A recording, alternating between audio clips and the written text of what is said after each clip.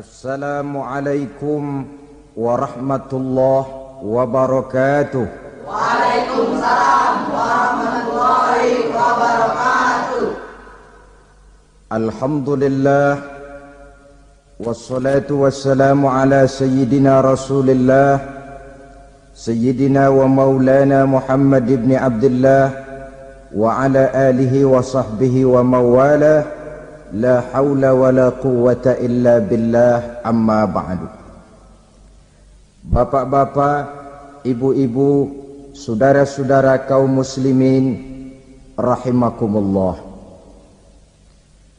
Pada pertemuan yang lalu sudah saya jelaskan bahwa hidup selalu berakhir dengan kematian. Apabila datang kematian menimpa seseorang, datanglah kiamat baginya. Itu yang disebut dengan kiamat kecil. Hakikatnya mati adalah perpindahan dari kehidupan di dunia ini menuju kehidupan di alam barzakh. Menunggu kita di alam barzakh sampai datangnya saat kiamat. Entah 10 tahun, entah 100 tahun, entah 1000 tahun, hanya Allah saja yang maha tahu. Adapun orang-orang beriman yang melakukan amal kebajikan dalam kehidupan di dunia ini, masa penantian yang lama di alam barzakh buat mereka sebentar saja. Tetapi bagi orang-orang kafir yang ingkar, yang tidak beriman kepada Allah, yang hidup di dunia cuma menumpuk-numpuk dosa, tentu penantian di alam barzakh akan merupakan waktu yang sangat lama. Bukankah dalam kehidupan kita waktu itu memang relatif? Contoh misalnya, bagi pemuda-pemudi yang sedang duduk asyik memadu cinta, waktu 4-5 jam saja rasanya cuma 4-5 menit. Tenggelam oleh keasikan. Tapi buat orang yang berbaring di rumah sakit, meratap di balik-balik apa itu tembok derita kata lagu, di balik dinding-dinding penjara, sehari bagai seminggu, seminggu rasa sebulan, sebulan boleh jadi rasa setahun. Penantian yang sangat lama. Kapan kiamat itu akan datang? Ini rahasia Allah. Jangankan kita yang orang awam, baginda Nabi sendiri tidak diberitahu oleh Allah kapan kiamat itu akan terjadi. Tetapi sungguh pun demikian, banyak hadis-hadis yang menjelaskan ciri atau tanda-tanda datangnya kiamat. Nah, kalau sudah bicara soal tanda kiamat itu ada 2. Pertama yang disebut alamatus sughra, tanda-tanda kecil. Ini waktunya masih ada tenggang. Ada yang dinamakan alamatul kubra, tanda-tanda besar. Artinya kiamat sudah diambang pintu. Apa tanda-tanda kecil dari datangnya hari kiamat itu? Misalnya kata Nabi, apabila ilmu sudah diangkat oleh Allah, artinya apabila ulama sudah banyak wafat, minat orang belajar agama berkurang, lalu kebodohan nampak merajalela di mana-mana, zina dikerjakan secara terbuka, minuman-minuman keras jadi kebanggaan, itu termasuk di antara tanda-tanda kecil terjadinya hari kiamat. Apalagi misalnya iza waladatil ammatu rabbataha, apabila budak sudah melahirkan tuan. Apa maksudnya? Ada yang mentafsirkan apabila anak sudah bisa membudaki orang tuanya. Orang tua yang melahirkan dia, yang membesarkan dia, demi setelah si anak besar jadi orang berpangkat, bertitel, berharta, berkedudukan. Jadilah orang tua itu budaknya. Sehingga sering dibilang kalau orang tua kaya, anak jadi raja. Tapi kalau anak yang kaya, orang tua sering jadi budak. Apalagi munculnya fitnah yang bergelombang, timbul perang antara dua bangsa yang besar, waktu berjalan terasa sangat pendek sekali. Itu merupakan tanda di antara tanda-tanda kiamat. Termasuk di dalamnya sulit membedakan mana laki, mana perempuan. Kan kalau tanda-tanda kayak begini sekarang sudah banyak kita lihat kan? Ulama banyak wafat, penggantinya sulit. Zina dikerjakan berterang-terangan, minuman keras jadi kebanggaan. Banyak anak membudaki orang tuanya, sulit membedakan mana laki mana perempuan. Kadang-kadang dari belakang kita lihat perempuan bener, begitu kita colek nengok jenggotan.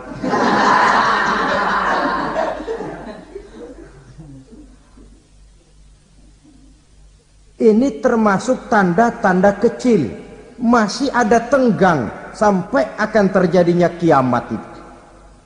Nah, yang dimaksud dengan tanda-tanda besar, ini tanda besar artinya kiamat sudah di ambang pintu. Pertama, matahari terbit dari sebelah barat. Apabila matahari sudah terbit dari arah sebelah barat, tertutuplah sudah pintu taubat. Bersabda Nabi kita, la taqumus sa'atu hatta tatlu'a syamsu min maghribiha. Tidak akan datang hari kiamat sampai matahari terbit dari arah sebelah barat. Fa iza tala'at, manakala matahari telah terbit dari arah sebelah barat, wara'ahan nasu, manusia banyak menyaksikan itu, amanu ajma'un, mereka pun lalu beriman. Yang tadinya kafir, yang tadinya ingkar, yang tadinya membangkang, setelah melihat matahari terbit dari sebelah barat, buru-buru beriman, berlomba-lomba mengucap dua kalimat syahadat. Tapi apa yang terjadi? Kata Nabi, wadzalika hina la yanfa'u nafsan imanuha lam takun amanat min qabl. Hari itu adalah hari yang iman sudah tidak berguna lagi bagi seseorang apabila sebelumnya memang dia tidak pernah beriman. Au kasabat fi imaniha khaira, atau beriman tetapi tidak pernah melakukan kebajikan di dalam keimanannya itu. Hari yang sudah kasib, hari yang sudah terlambat, beriman tidak akan ada gunanya lagi. Ini pelajaran buat kita. Sebelum sang surya terbit dari sebelah barat, sebelum nafas sampai di tenggorokan, artinya pintu taubat masih terbuka. Kalau dua hal itu sudah terwujud, nafas sudah sampai di kerongkongan atau matahari sudah terbit dari arah sebelah barat, tertutuplah sudah pintu taubat. Tak ada lagi gunanya pangkat, jabatan, harta, bahkan beriman pun dalam suasana macam itu. Too late, kata orang Kulon. Sudah terlambat. Matahari terbit dari arah sebelah barat. Itu tanda besar, artinya kiamat sudah di ambang pintu. Lalu apalagi tanda besar? Munculnya Dajjal. Dajjal artinya pendusta-pendusta yang menyesatkan manusia. Ada dua macam Dajjal, saudara. Ada Dajjal kecil. Ini Dajjal kelas teri.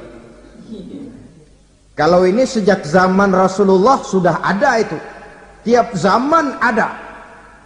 Di zaman Rasulullah misalnya ada yang bernama Aswad al-Unsi. dari Yaman, ada yang namanya Musailamah Al-Kazzab dari Yamamah, ada yang namanya Ibnu Sayyad dari Madinah.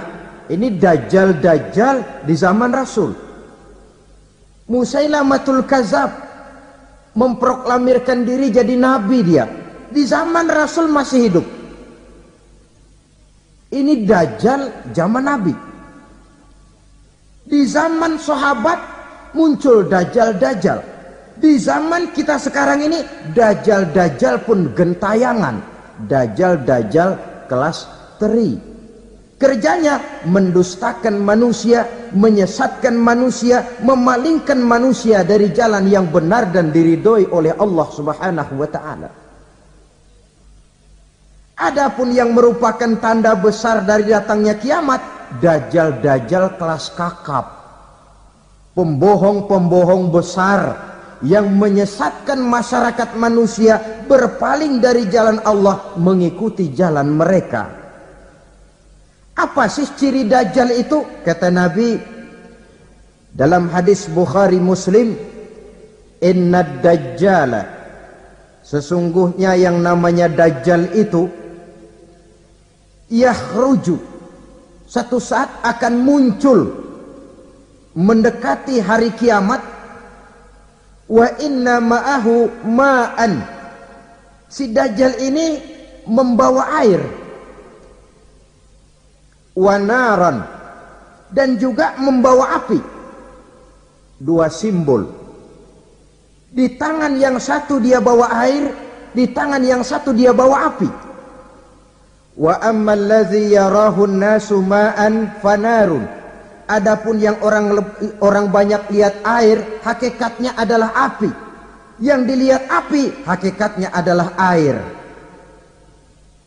Oleh sebab itu, kalau api yang ditawarkan, ambillah air. Kalau air yang ditawarkan, pilihlah api. Maksudnya apa ini? Ini bahasa simbol, saudara-saudara. Dajjal bicaranya seolah-olah untuk kepentingan manusia, menawarkan surga. Surga yang dia tawarkan hakikatnya neraka. Hai manusia, kalau kau mau bahagia, jangan dekat-dekat dengan agama. Solat itu tidak efektif dan efisien, tidak produktif dari segi ekonomi itu. Menghadiri majelis taklim cuma buang-buang waktu. Tahajud, tasbih, tahlil, baca Quran, apa itu? Pekerjaan mubazir saja. Hidup ini cuma sekali, masa yang cuma sekali, manfaatkan dengan sebaik-baiknya. Mumpung, dibawanya sifat mumpung tetapi dalam pengertian yang sangat negatif. Bicaranya seolah-olah untuk kepentingan manusia, tetapi sebenarnya menjerumuskan manusia. Menawarkan air tapi sebenarnya api, menawarkan api tapi hakikatnya air. Buat apa kamu sholat?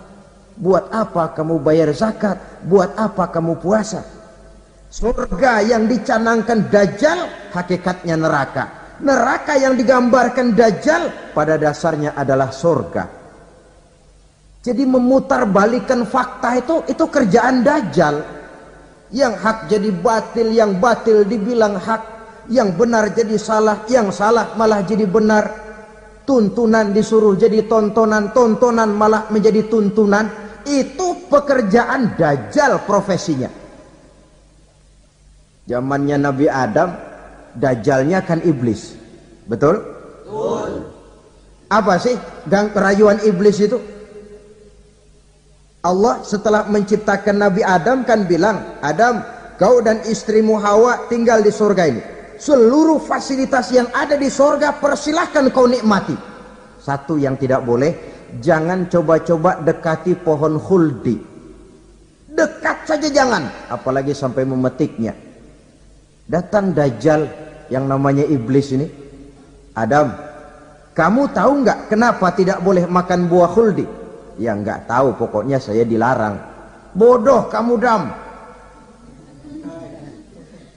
Khuldun artinya kekal. Kalau kamu makan itu buah, kau akan kekal di surga buat selamanya. Allah tidak kepengen maka dilarang kamu makan buah khuldi. Kalau kau ingin kekal di surga Adam, makan saja. Saya bicara begini ini untuk kepentingan kamu Adam. Ini kan ciri-ciri Dajjal. Bicaranya sih seolah-olah untuk kepentingan Nabi Adam, hakikat sebenarnya menjerumuskan Nabi Adam supaya ingkar dan melanggar larangan dari Allah Subhanahu wa ta'ala. Jadi setelah muncul Dajjal, timbul kekacauan-kekacauan di masyarakat. Banyak yang terpengaruh, terpedaya dan terpesona. Termasuk mereka yang memproklamirkan diri jadi nabi, mereka yang memproklamirkan diri jadi rasul di zaman sesudah Rasulullah wafat. Itu adalah Dajjal. Maka saya ingatkan, kalau di zaman kita sekarang ini ada orang ngaku jadi nabi, ada orang ngaku jadi rasul, biar bahasa Arabnya kental, Quran hafal, hadis ribuan hadis hafal, biar pakai serban sampai menyengser ke tanah, bahasa Arabnya fasih, tapi dia mengaku jadi nabi, jadi rasul, kita umat Islam wajib tidak percaya. Wajib untuk tidak percaya. Itulah Dajjal zaman kita sekarang ini. Tidak mustahil mereka datang mempengaruhi orang-orang awam supaya berpaling dari Rasulullah, mengikuti mereka. Nah, di akhir zaman nanti mendekati hari kiamat, Dajjal ini muncul, Dajjal kelas kakap, menyesatkan masyarakat manusia untuk berpaling dari Islam, mengikuti seruan mereka. Apalagi di antara datangnya kiamat itu, tanda yang besar itu, turunnya Nabiullah Isa Al-Masih, putra Maryam. Menurut berbagai hadis yang sahih, Nabi Isa Al-Masih nanti akan turun lagi. Tidak membawa risalah yang baru, tapi meluruskan risalah Islam ini yang telah banyak ditinggalkan oleh masyarakat. Bahkan ada hadis menjelaskan beliau akan membunuh Nabi, mematahkan kayu-kayu salib, lalu melaksanakan haji dan umrah mengikuti syariat Nabi Muhammad, bukan membawa agama baru. Menjadi semacam mujaddid, reformer, menyelamatkan manusia dari bisikan Dajjal. Bahkan ada riwayat yang menjelaskan bahwa Nabi Isa berhasil mengalahkan Dajjal, mengembalikan masyarakat manusia kembali kepada ajaran Islam yang datang dari Allah, dibawa oleh Rasulullah sallallahu alaihi wasallam. Dengan kata lain, turunnya Nabi Isa bukan sebagai nabi dan rasul baru, tetapi mengikuti syariat Nabi kita Muhammad sallallahu alaihi wasallam. Saudara hadirin, ibu-ibu hadirat yang saya hormati, kemudian apalagi di antara tanda-tanda besar akan datangnya kiamat itu? Keluarnya asap atau awan. Kata Nabi, inna min asyrati sa'ah dukhanan yamla'u ma bainal masyriqi wal maghrib. Di antara tanda-tanda kiamat munculnya awan atau asap yang memenuhi antara langit dan bumi. Ini pun diperkuat dalam surah Ad-Dukhan ayat 10. Fartaqib yauma ta'tis sama bidukhanin mubin fayughshan nas hadza azabun alim. Bagi orang-orang yang beriman, mereka biasa-biasa saja. Tapi bagi orang kufur, datangnya asap dan awan ini merupakan azab yang kelewat pedih. Barangkali sedikit mendekati gambaran tentang azab yang pedih ini, saya ingatkan alam pikiran kita kepada peristiwa yang belum lama terjadi. Pernah dengar berita bocornya reaktor nuklir di Chernobyl, Uni Soviet? Pernah dengar? Nah. Bocornya reaktor nuklir di Chernobyl yang mengakibatkan ratusan bahkan sangat mungkin ribuan nyawa. Cuma satu reaktor. Bagaimana kalau seluruh cadangan nuklir yang dimiliki oleh para negara adik kuasa ini diledakkan? Bahkan yang konon menurut catatan, cadangan nuklir yang dimiliki bersama oleh Amerika dan Rusia sekarang ini sudah sanggup memusnahkan 6 miliar manusia. 1,5 kali lebih banyak dari jumlah manusia yang nongkrong di permukaan bumi ini. Saudara-saudara hadirin yang saya hormati, lalu saat mendekati hari kiamat, apalagi tandanya? Setelah Nabi Isa wafat, pada saat turunnya yang kedua kali, lalu Allah meniupkan angin sejuk. Semua orang-orang beriman, orang-orang baik wafat, sehingga penghuni bumi ini cuma tinggal lagi terdiri dari orang-orang kafir. Tidak ada lagi di bumi ini yang bisa mengucapkan Allah. Sehingga dalam hadis qudsi itu ada keterangan, Innallaha azza wa jalla yaqulu li Israfil. Allah pernah pesan kepada malaikat Israfil. Kata Allah, Israfil, Iza sami'ta qailan yaqul Allah, Allah, fa akhirin nafakh 40 sanatan ikraman liqailiha. Hai Israfil, apabila kau dengar di permukaan bumi masih banyak orang yang mengucapkan Allah, Allah, maka tunda sangkakala kiamat itu 40 tahun. Untuk apa? Ikraman liqailiha, menghormati orang yang mengucapkan Allah, Allah itu. Wah, jadi karena sekarang masih banyak yang mengucapkan Allah, besar hatilah kita, masih jauh kiamat itu. Tapi jangan lupa, kiamat pribadi, kiamat kecil itu yang gak kita sangka-sangka. Ajal datang mencabut nyawa, itu kiamat pribadi. Dan itu yang pasti kita hadapi. Dan itu yang membuat kita tidak boleh bersikap main-main di dalam kehidupan sekarang ini. Saudara hadirin yang saya hormati, tidak ada lagi orang-orang muslim. Seluruh penduduk dunia ini kafir. Lalu terciptalah struktur sosial yang berlandaskan prinsip hidup semau gue. Bakal terjadilah prinsip di mana yang kaya menyantap yang miskin, yang kuat menindas yang lemah. Hidup sudah bagaikan di rimba belantara, berlaku hukum rimba. Siapa yang kuat dia yang menang, siapa yang lemah menjadi mangsa. Timbul kekacauan, maksiat merajalela, munkarat menjadi-jadi, sehingga isi bumi ini penuh dengan segala macam perbuatan dosa. Tidak ada perlunya lagi alam diperpanjang temponya. Datang saat yang sudah dijanjikan oleh Allah Azza wa Jalla, maka terjadilah yang disebut kiamat kubra, kiamat besar, kiamat hancur-hancuran.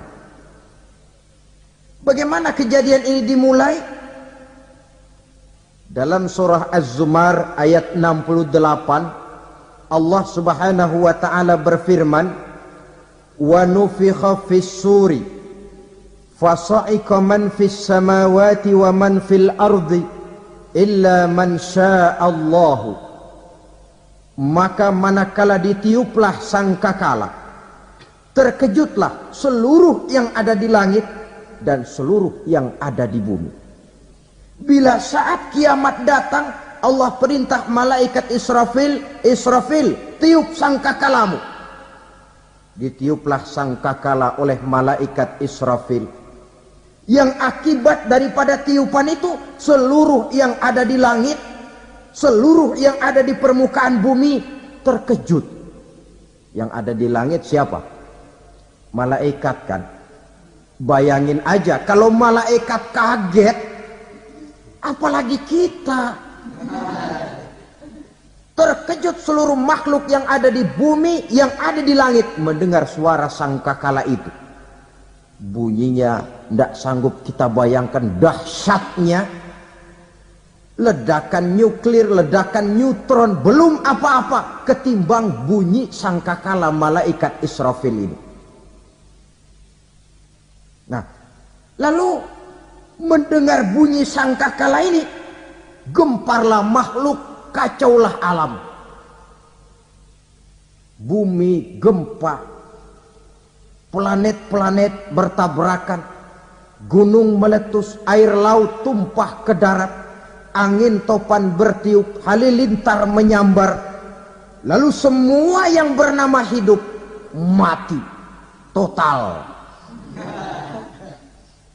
Mati bareng tanpa persiapan.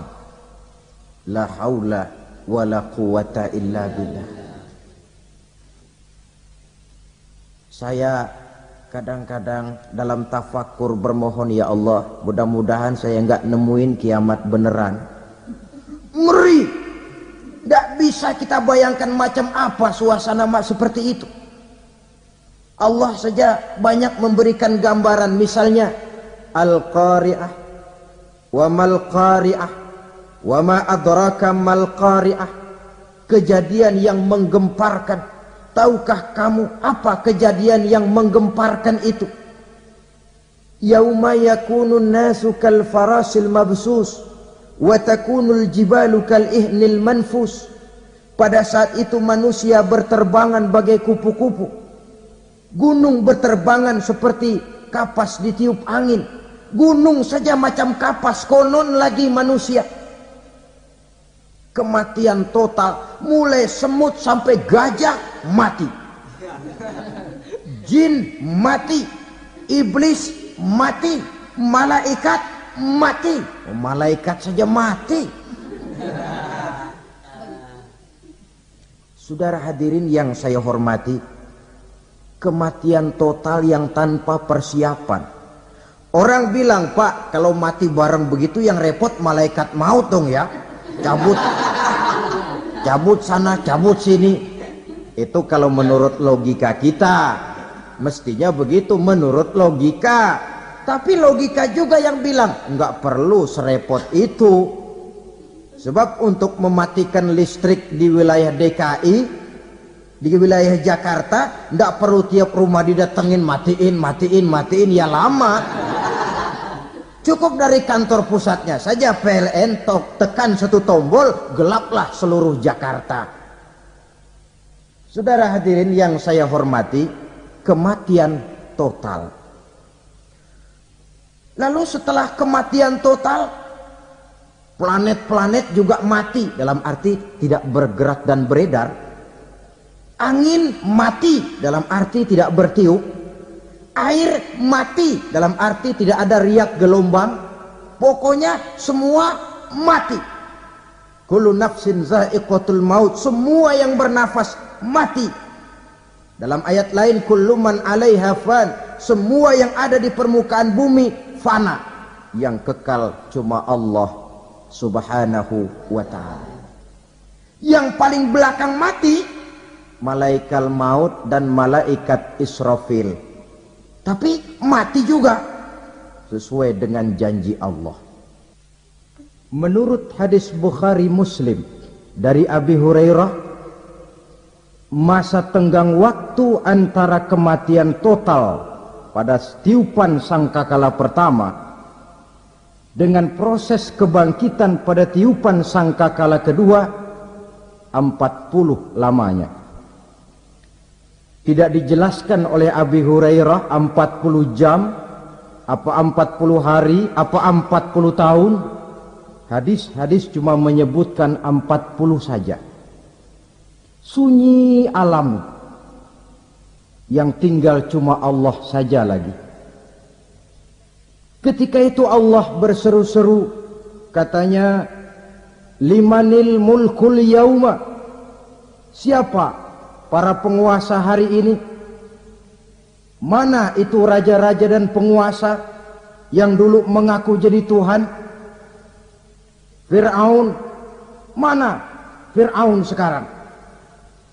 Yang dulu jadi raja, merasa berhasil, sombong, lalu tidak mau turun-turun dari kekuasaannya. sampai kepada puncak kekurang ajarannya mengangkat diri jadi Tuhan. Mana itu Fir'aun? Namrus, mana sekarang Namrus? La ilaha illa ana, ternyata tidak ada Tuhan lain selain daripada aku, kata Allah. Proses kemudian, saudara-saudara, turunlah hujan dari langit. 40 lamanya hujan itu. Tidak jelas juga 40 jam apa 40 hari. Setelah air turun membasahi, datanglah tiupan sangkakala yang kedua. Semua yang bernama mati bangkit dari kuburnya masing-masing. Ini yang disebut Yaumul Ba'thi, hari kebangkitan. Allahu Akbar. Pada saat kita bangkit dari kubur kita masing-masing, kumpul di padang mahsyar namanya. Bayangin aja, saya sendiri nggak sanggup bayangin. Manusia sejak zaman Adam sampai zaman kiamat kumpul bareng di tempat sama. Berapa banyaknya itu?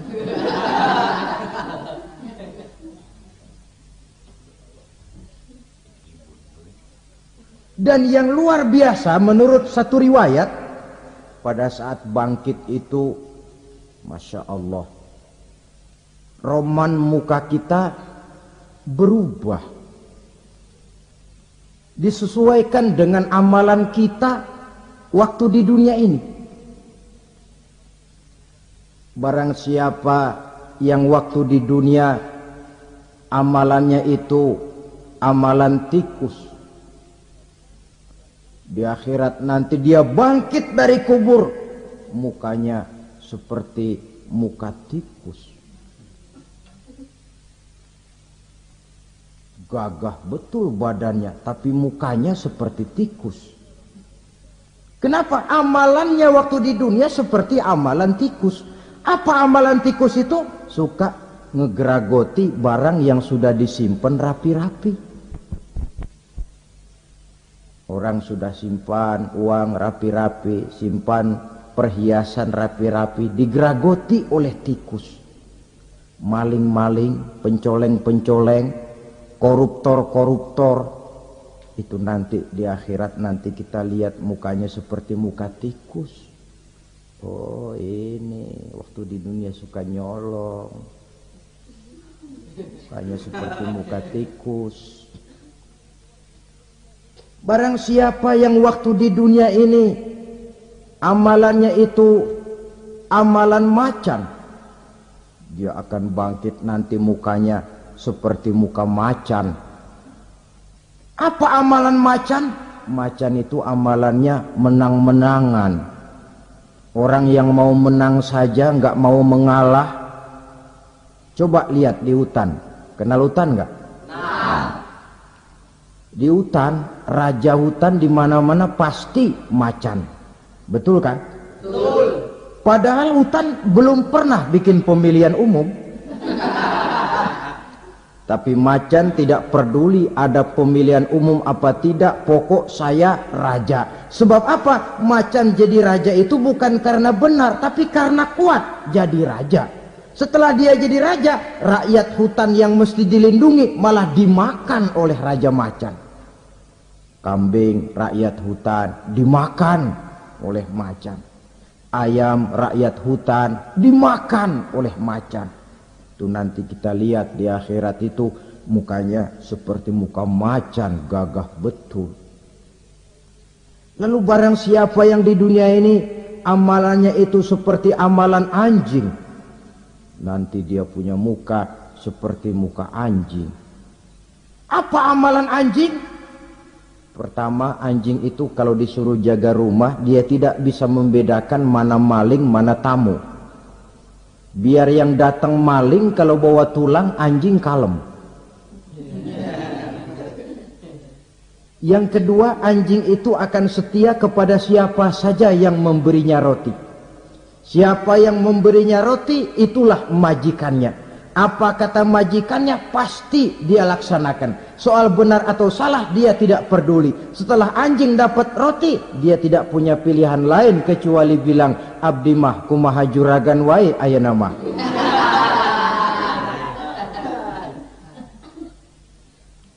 Saudara hadirin yang saya hormati, berkumpul di padang mahsyar, tiap orang sibuk dengan persoalannya masing-masing. Matahari waktu itu didekatkan oleh Allah, panas luar biasa. Ada yang saking panasnya itu mencucurkan peluh keringat sampai sebatas mata kakinya. Ada yang keringatnya sampai sedengkulnya, ada yang keringatnya sampai sepusatnya, ada yang keringatnya mengalir sampai sebahunya. Ada yang kelelap oleh keringatnya sendiri, sementara orang di sampingnya nggak apa-apa. Bergantung lagi amalan dia waktu di dunia ini.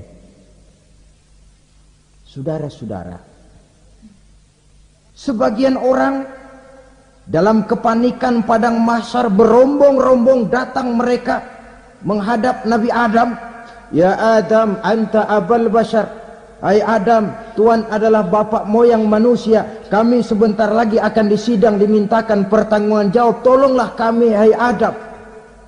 Kata Nabi Adam, jangankan nolongin sampean, saya sendiri tanggung jawab di hadapan Allah. Ketika dulu tidak boleh makan khuldi, saya serobot. Sudahlah, urus diri masing-masing saja, nafsi. Begitu kata Nabi Nuh, begitu kata Nabi Ibrahim. Tiap orang bertanggung jawab sendiri-sendiri. Ketika itulah saudara-saudara, nikmatnya menjadi umat Nabi besar Muhammad sallallahu alaihi wasallam. Sebab apa? Walaupun menurut abjad kita ini umat paling belakang, karena paling belakang kita ini toh, karena Nabi Muhammad adalah Nabi akhir, tapi akan dihisap lebih dulu, lewat di atas sirat lebih dulu, masuk surga lebih dahulu ketimbang umat-umat belakangan. Ketika Rasul mendekati ajal, beliau tanyakan itu kepada malaikat Jibril. Malaikat Jibril berkata, Muhammad jangan khawatir, Allah sudah berjanji, inni haramtul jannata ala sairil anbiya hatta tadkhulaha anta, wa haramtuha ala sairil umami hatta tadkhulaha ummatuka. Surga aku haramkan buat seluruh nabi kecuali kalau engkau Muhammad sudah masuk ke dalamnya, dan surga aku haramkan buat seluruh umat kecuali kalau umatmu Muhammad sudah masuk ke dalamnya. Logikanya, walaupun menurut abjad kita umat paling belakang, bakal dihisap paling dulu, lewat di atas sirat paling dulu, masuk surga paling dulu, kalau mampir ke neraka juga paling dulu. Ya resiko. Jangan mau enaknya aja paling dulu. Saudara hadirin yang saya hormati, setelah masa kebangkitan itu jangan dikira begitu bangkit langsung diperiksa. Masih menunggu menanti ribuan tahun perhitungan padang mahsyar untuk sampai kepada proses yang disebut yaumul hisab, hari perhitungan. Seorang demi seorang bakal dipanggil. Bayangkan saja, kita se-RT saja di absen, kadang-kadang perlu waktu lama. Ini manusia sejak zaman Nabi Adam sampai datang hari kiamat, satu demi satu disidang di hadapan Qadhi Rabbul Jalil.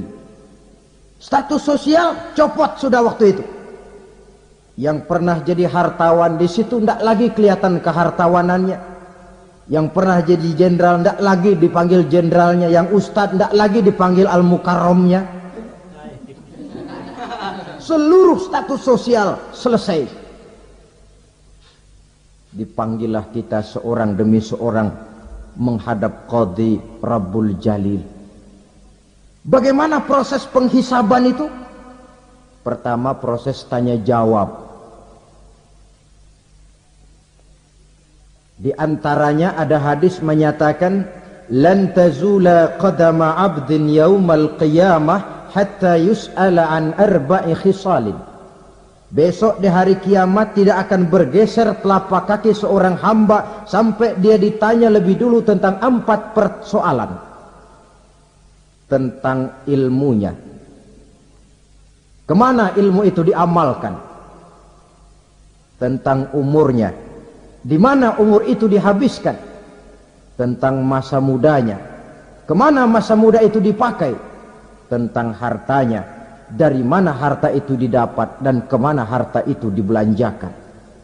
Ini termasuk proses tanya jawab.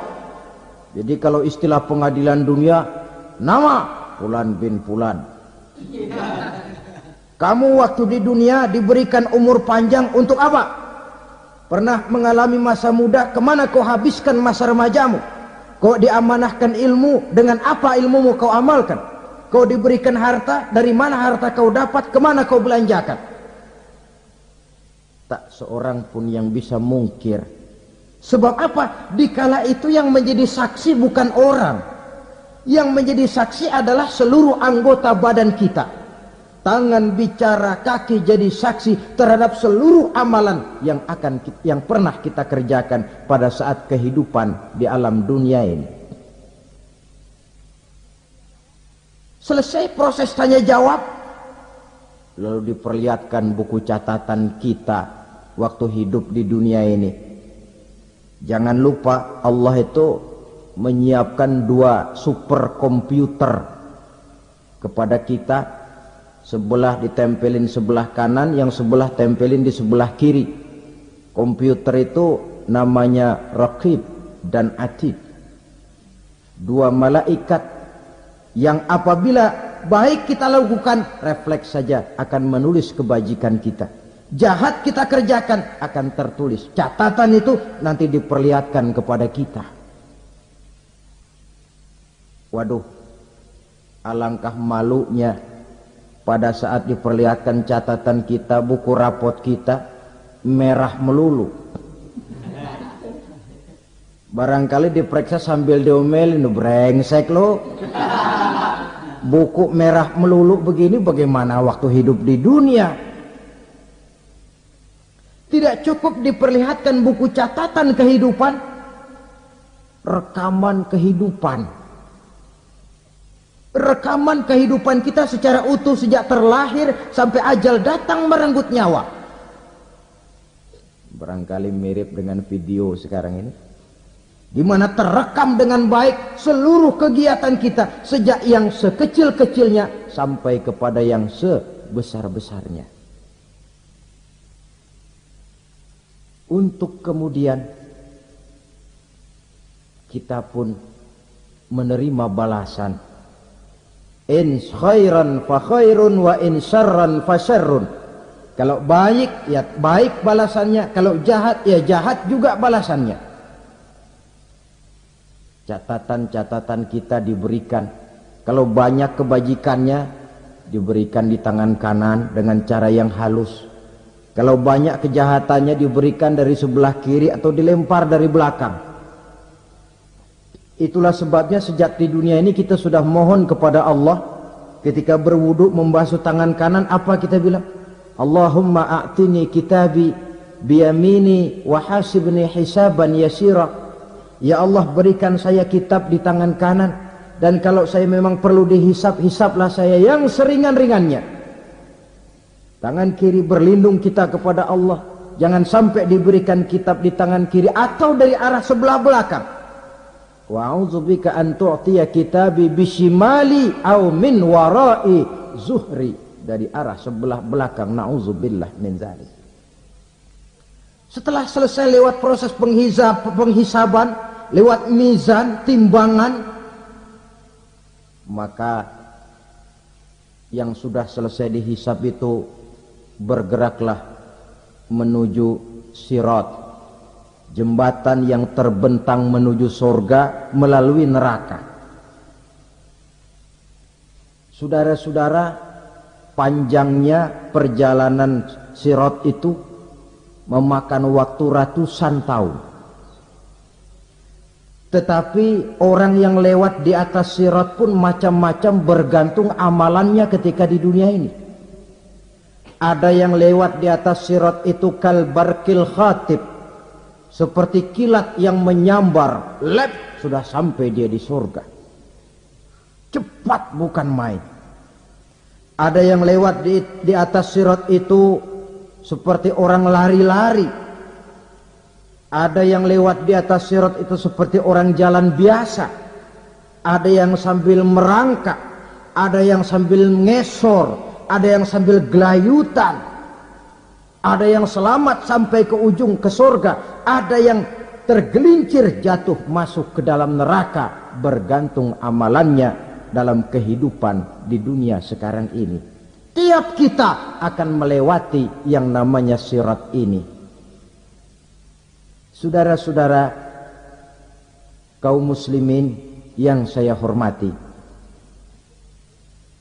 dengan demikian mereka yang selamat melalui sirat sampai ke terminal akhir surga, mereka yang ketika dihisab ternyata banyak kejahatannya daripada kebaikannya, mereka singgah di dalam neraka. Nah, adapun orang-orang yang beriman menurut ayat Quran dan hadis Nabi itu nanti ada bermacam-macam. Ada orang beriman itu yang dimasukkan surga. Ada orang beriman itu yang dimasukkan ke dalam surga. Ada orang beriman itu yang disebut penduduk surga. Kenapa lain-lain, Pak? Karena waktu di dunia amalannya juga lain-lain. Ada orang beriman yang masuk surga. Ini paling murah tiketnya. Mau masuk surga?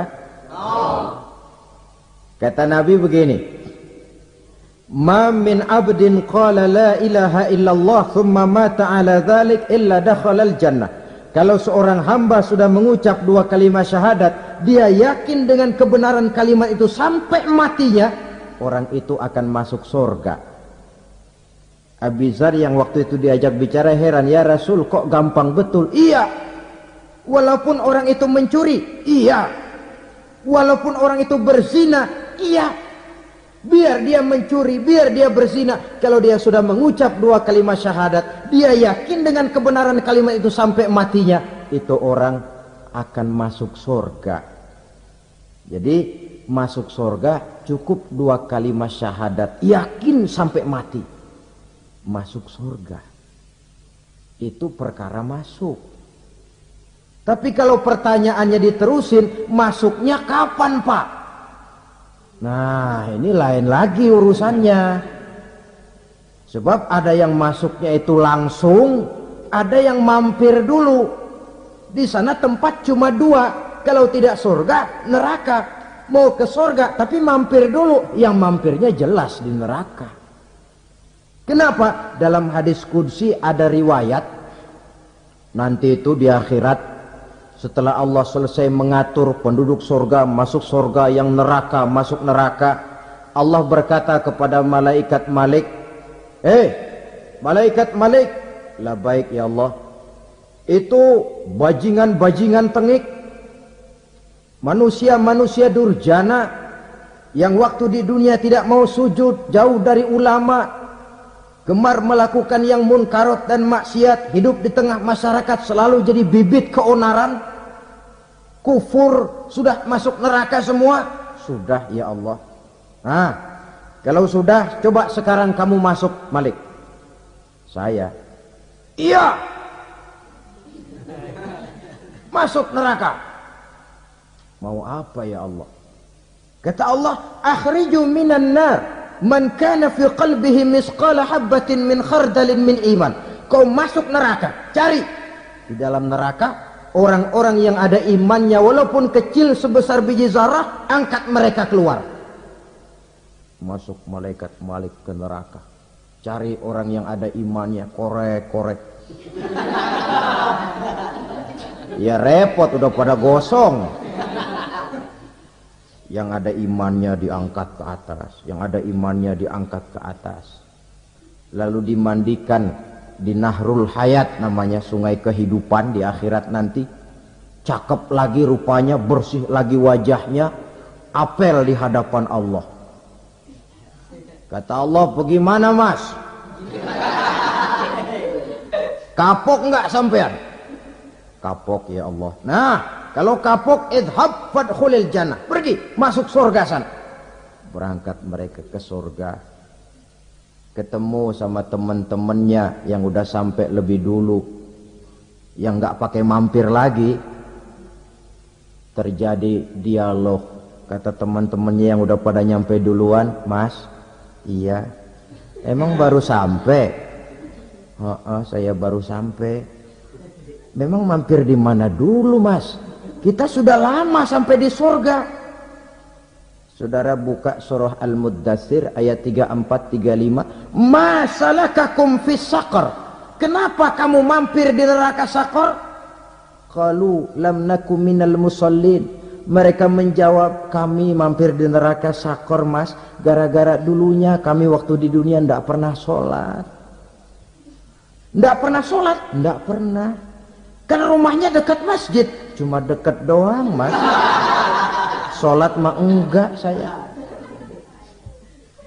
Enggak pernah ngasih makan fakir miskin, enggak pernah hadir di majelis taklim, pendeknya enggak pernah melakukan kebajikan. Maka saya pun mampir di neraka Saqar. Untung betul saya punya iman mas, sedikit. Waktu hidup di dunia dulu saya pernah mengucap 2 kalimat syahadat. Sekali-kalinya waktu mau kawin. Masya Allah. Untung saja kawin. Kalau nggak kawin polos.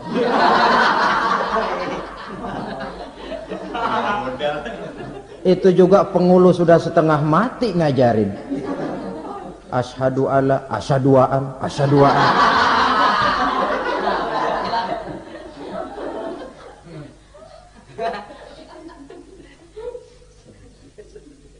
Ini namanya masuk surga, ada mampir dulu. Ada pula orang mukmin itu yang dimasukkan surga. Namanya dimasukkan kan terima beres. Saya masuk ke rumah, jalan sendiri, cari tempat sendiri. Saya dimasukkan ke dalam rumah, terima beres, pokok ada di dalam, itu dimasukkan namanya. Nggak pakai mampir. Tapi tentu tiketnya lebih mahal ketimbang yang pertama tadi. Apa kata Allah? Innal ladzina amanu wa amilus salihat la ukaffiranna anhum sayyi'atihim wa la udkhilannahum jannah. Sesungguhnya orang-orang yang beriman kemudian beramal soleh, kami hapuskan segala dosa dan kesalahannya, kami masukkan mereka ke dalam surga. Lihat ayatnya. Allah yang memasukkan, kita yang dimasukkan. Tidak pakai transit, tidak usah mampir. Cuma tidak cukup syahadat, tidak cukup amanu, tapi diiringi dengan wa'amilus salih. Iman, amal. Tidak cukup syahadat, lalu dibuktikan dia sholat, dia zakat, puasa, lalu dia melakukan berbagai macam kebajikan. Ini yang menyebabkan dia tidak pakai mampir di tempat yang bernama Saqar. Lalu ada pula orang mukmin itu yang disebut penduduk sorga. Wah, ini sudah VIP ini. Ashabul jannah, penduduk sorga. Siapa mereka? Kata Allah, innal ladzina amanu summa istaqamu fala khaufun alaihim wala hum yahzanun ulaika ashabul jannah hum fiha khalidun. Sesungguhnya orang-orang yang beriman lalu istiqamah, tetap dalam melaksanakan perintah Allah, tidak goyah, tidak labil tapi stabil, istiqamah, mereka tidak takut dan tidak bersedih hati. Merekalah penduduk surga. Iman, istiqamah. Tidak punya duit, sembahyang. Banyak duit, sembahyang. Miskin, sembahyang. Kaya, tetap sembahyang. Istiqomah. Kadang orang kalau susah rajin ke masjid, banyak duitnya ngelihat masjid melengos. Itu yang dibilang waktu miskin hamba Allah, setelah kaya jadi hamba harta. Bergeser, tidak ada nilai istiqomahnya. Saudara-saudara, dengan begitu penduduk neraka itu dua. Ada penduduk permanen, ada penduduk yang semi permanen. Yang semi permanen orang-orang beriman yang mempunyai dosa besar. Mereka masuk ke neraka untuk menerima azab sesuai dengan dosanya. Bila selesai masa azab itu, mereka akan diangkat untuk ditempatkan kembali ke dalam surganya Allah Subhanahu wa ta'ala. Nah, dikala itulah saudara-saudara, ada yang disebut syafaat dari Rasulullah sallallahu alaihi wasallam. Tapi tentu jangan lupa, syafaat ini ibarat kain menambal dia. Kita punya kain bolong-bolong sedikit, syafaat yang menambal. Salat kita ada kurang dikit, sedekah kita ada campur riya dikit, amalan kita ada tidak karena Allah dikit, kita berharap syafaat. Jadi biarlah kain masih bolong-bolong, yang penting punya kain. Tapi kalau kainnya tidak ada, yang ditambal apanya? Salat tidak, puasa tidak, zakat tidak, berharap syafaat saja. Ya, terlalu berlebihan itu. Saudara hadirin yang saya hormati, apabila selesai proses penghisaban, proses penghitungan, maka dikala itulah manusia terbagi dalam dua kelompok besar. Fariqun fil jannah wa fariqun fis sa'ir. Sekelompok orang-orang beruntung yang masuk ke dalam surga, dan sekelompok lagi masuk ke dalam neraka. Akan memakan waktu untuk menceritakan sifat surga dan neraka, tapi insya Allah pada kesempatan pertemuan lain saya sampaikan. Namun sebagai gambaran umum cukuplah saya sampaikan sebuah hadis qudsi. Allah jelaskan, a'dadtu li'ibadiyas salihin ma la aynun ra'at wa la uzunun sami'at wa la khatara fi qalbil bashar. Aku sediakan buat hamba-hambaku yang soleh, yang tidak pernah terlihat oleh mata, tidak pernah terdengar oleh telinga, dan belum pernah terdetik dalam hati manusia. Jadi kenikmatan surga belum pernah dilihat mata, belum pernah didengar telinga, belum pernah terdetik dalam hati. Pedihnya azab neraka belum pernah terlihat mata, belum pernah terdengar telinga, belum pernah terdetik dalam hati. Saudara hadirin yang saya hormati, oleh karena itu sebagai uraian akhir daripada kiamat ini, marilah sama-sama kita memanfaatkan hidup dengan sebaik-baiknya, supaya jangan timbul penyesalan di hari kemudian nanti. Mudah-mudahan kita seluruhnya diselamatkan Allah dari azab neraka dan mendapat surga dan ridhonya. Sekian dan demikianlah pertemuan kita kali ini. Terima kasih banyak atas segala perhatian. Mohon maaf atas segala kekurangan.